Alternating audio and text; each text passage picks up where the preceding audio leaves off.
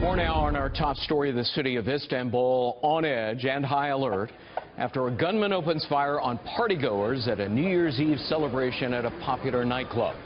At least 39 people are now dead, 70 others wounded. The terrorist still on the loose.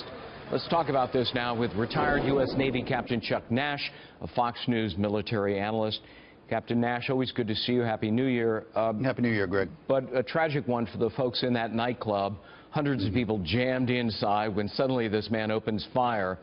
What's your reaction to what is surely a terrorist attack? Yeah, this is absolutely nothing new. And the Turks, this is probably the fifth or sixth significant terrorist attack. There have been many more inside of Turkey. And it all has to be viewed within the context of what's going on in Syria. As you know, the Russians and the Turks just negotiated a ceasefire. There have been some sporadic fighting, but it seems to be holding in the main.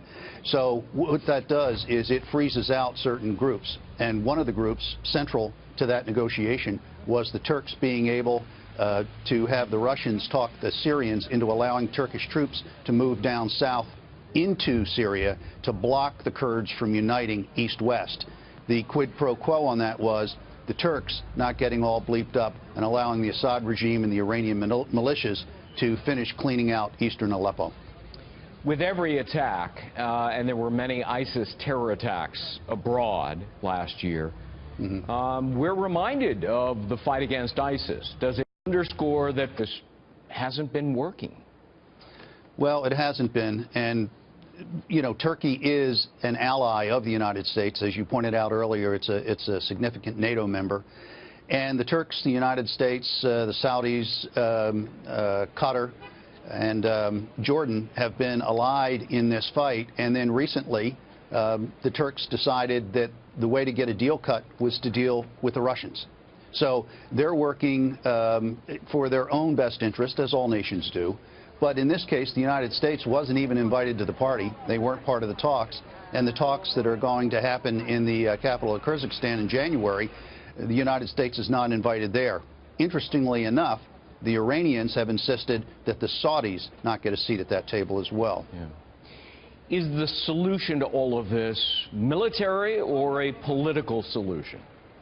It's going to be a political solution driven by a military exhaustion of the forces and getting the backers of the forces to withdraw their support. In this case, what the Russians are trying to do, and the Iranians are going to be keenly interested in this, but what the Russians are trying to do is bring in those Gulf states that have been supporting the militias and the rebels, which the Syrian regime calls terrorists. So the Iranians, though, are saying, no, you are not going to bring in the Saudis because they're our arch enemy. So this is going to be very interesting, and the Iranians have a voice in this, a big voice, Greg, because they've supported up to 30,000 militia members, Shia militia, and they're the best fighters on this battlefield, bar none. So they have, everywhere the Assad regime has made progress, it was the Iranian-funded and Iranian-trained militias that had point on that, and they led the way. And I take it that you believe among the biggest losers in all of this are the U.S.-backed militias, right? I'm afraid to say yes, that's true. Because when the tide goes out, the folks going to be standing there naked are the militias and possibly the Kurds.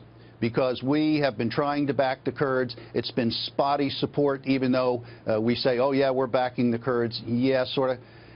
And I think we were trying to balance that out with Iraqi interests and Turkish interests. And now it appears that all of those efforts really are going to be pushed to the side, and it's going to be Turkey, Iran, and Russia calling the shots. The Obama administration simply too timid and reluctant?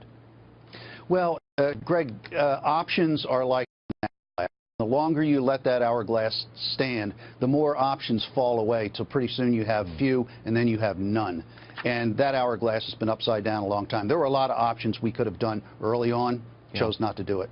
All right. Captain Chuck Nash. Captain, good to see you. Thanks.